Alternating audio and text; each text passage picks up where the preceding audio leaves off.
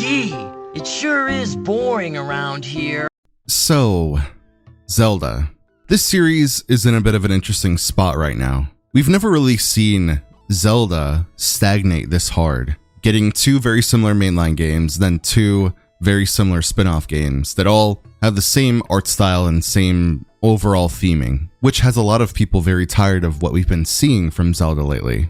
Or others, like myself, never liked the Breath of the Wild style in the first place, and so it's even worse because, to me, we haven't really gotten a true Zelda game in, well, over a decade at this point. And I understand that some people feel differently. Some people think that Breath of the Wild and Tears of the Kingdom are some of the best games of all time, which is something that I really disagree with. I don't think that they are bad, like truly bad video games, but there are a lot of issues.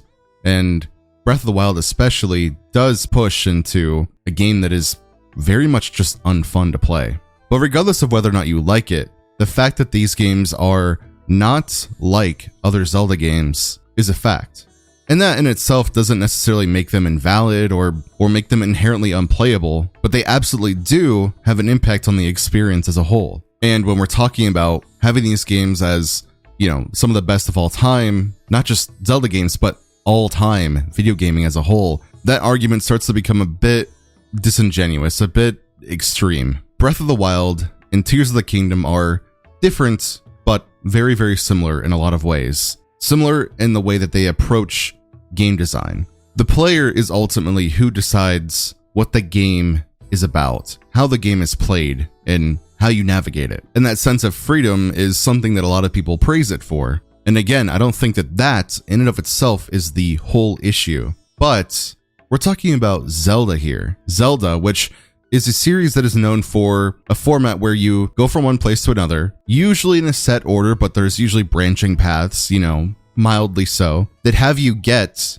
items that help you progress through the next area. The simplest way I could put this is that in Zelda, you have a lot of those aha moments where it's like, okay, now I got that item and now I can do this thing, or now I can attack this enemy differently or handle them easier or just in a way that makes more sense. And you would navigate a dungeon or a world with those things in mind and use the tools that you find to help you progress along your adventure, leading to a very steady and rewarding gameplay pace. With Breath of the Wild and Tears of the Kingdom, you pretty much get all the tools you'll need very, very early on. And so you get to just do what you will with those tools throughout the world.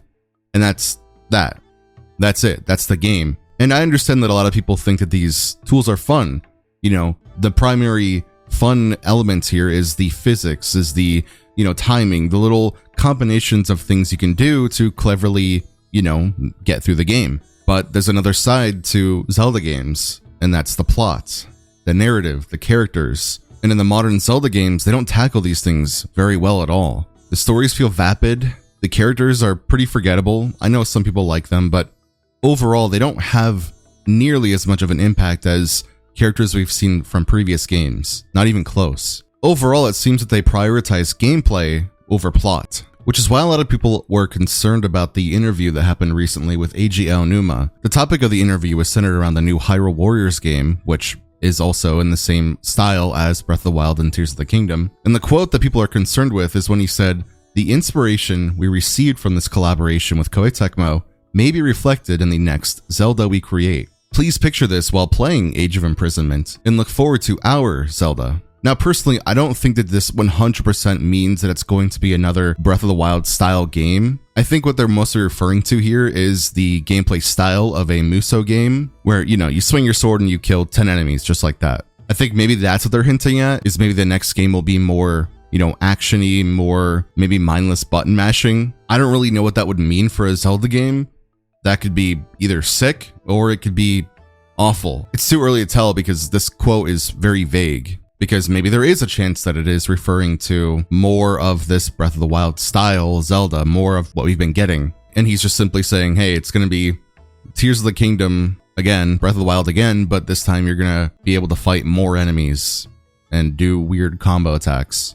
There's a million different ways you can interpret this quote, but I do think it's rightfully concerning to hear that, the series director wants to have what we've been getting, and one way or the other, still present within Zelda as a whole. I think the games are in a very bad place, and it's genuinely a shame because obviously Zelda is incredible. The series is fantastic, and the legacy and the impact that it's had on gaming as a whole is something that can't be understated. But like many other series like Pokemon, like Metroid, Zelda has also fallen into the bad habits of modern gaming, where instead of using what made the previous games good, instead of using that format, they try to be clever, they try to be witty, or maybe even the opposite. They try to be simple and just have an engine in which people can just do stuff in and then be like, boom, there you go, there's your game.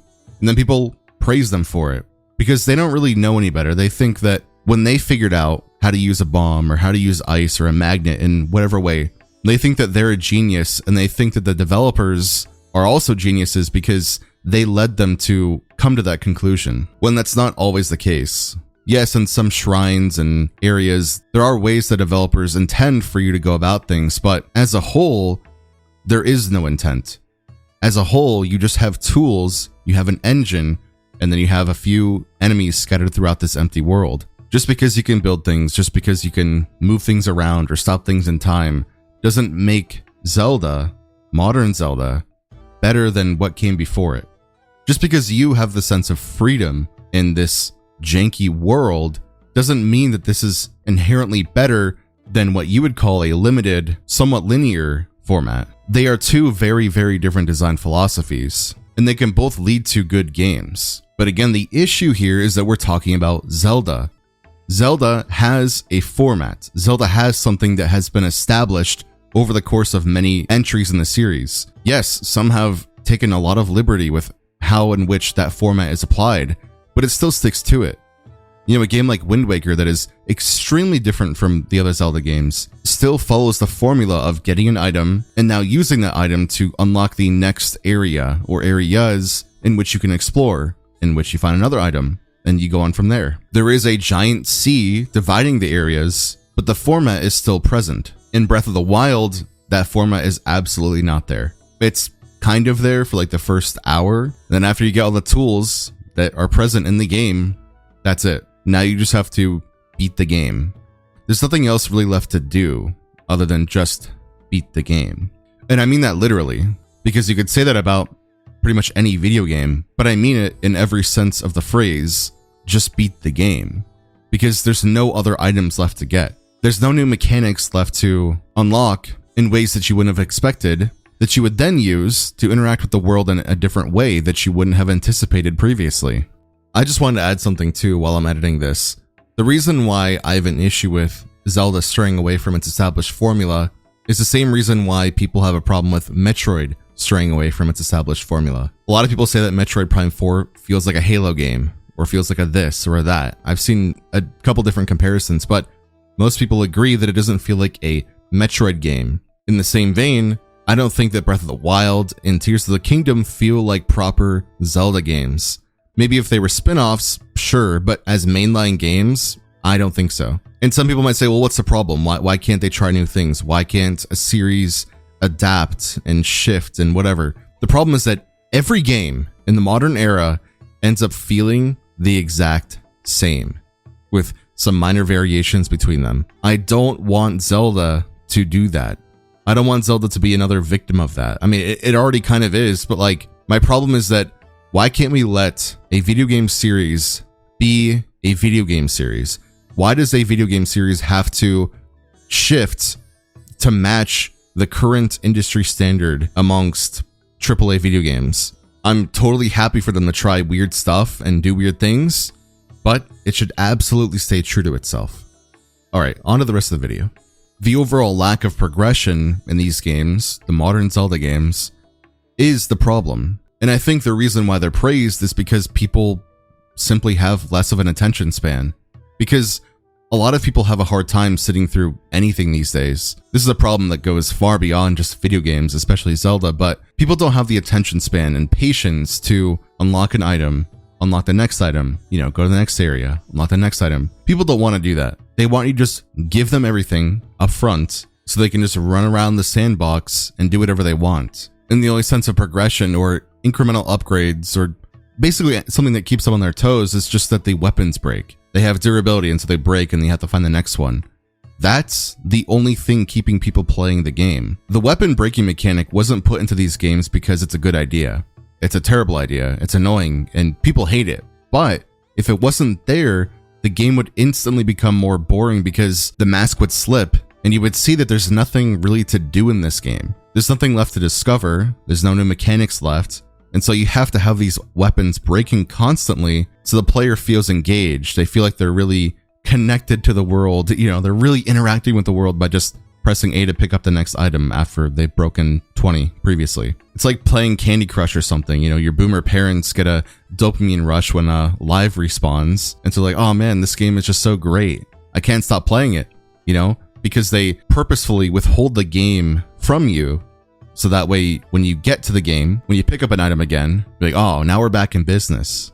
Now we're back to having fun. Now you're back to just playing the game. So you can kill the 5 different enemy types again and again. I obviously have a lot of gripes with these games. And again, I don't think that they are inherently bad, as in like below a 5 out of 10, where you're getting to bad territory. But I do think that they hover around that area. I have not played Tears of the Kingdom, so I will withhold a rating from that game. But Breath of the Wild very much is, at best, like a 7 out of 10 game. And it definitely does not trump any of the previous Zelda games, with the exception of maybe the CDI games or something like that.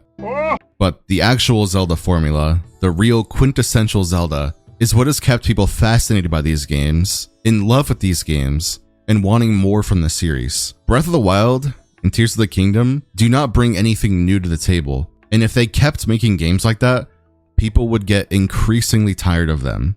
Even if they changed the art style. It's diminishing returns because the formula itself is that there is no formula. It's just an engine. You know, you could go play Gary's Mod and get the same experience. You have all these tools, you can make whatever you want, you can do whatever you want. It's just an engine with a Zelda skin plastered over it. So when Eiji Aonuma suggests that the next game will take elements from Age of Imprisonment, I guess I'm just hoping that they mean in the way in which you attack enemies and maybe the way the combat works. But if he's just talking broadly, then, well, we're in for more junk. And I do feel very bad for saying what I'm about to say, but I think that even if the next Zelda game isn't like a Breath of the Wild game, like it does to a different art style or something, it's probably not going to be good. It's going to be a bit longer before we start getting good games, because that Zelda game is already in development, and it's in development while we're getting all of these not very good Nintendo first-party games. So the next Zelda game will probably be bad, unless they like backpedal hard. I mean, they haven't announced it yet, but if he's already talking about it, then it's obviously in development. But if they take their time and maybe backpedal and recalibrate and don't do the things that have led many of the other first-party games in the Nintendo lineup to where they're at, maybe it'll be good. But I'm not anywhere near hoping for that. It's probably going to be bad. Unfortunately, I don't like to say that, but it's probably going to be bad. Maybe they'll do something different from Breath of the Wild, which is a step in the right direction, but it probably won't be good. It won't be another one of the classic Zelda games. I hope I'm wrong, but I'm probably not. And so just like Metroid, just like Pokemon, just like Mario Kart, we're going to have to wait a lot longer to get a real entry in the series. Bad design philosophy is not only limited to Nintendo, but Nintendo has some of the longest standing series in gaming. And so it does hurt when, you know, Zelda, The Legend of Zelda, one of the most iconic video gaming IPs out there, is here. That just sucks, you know?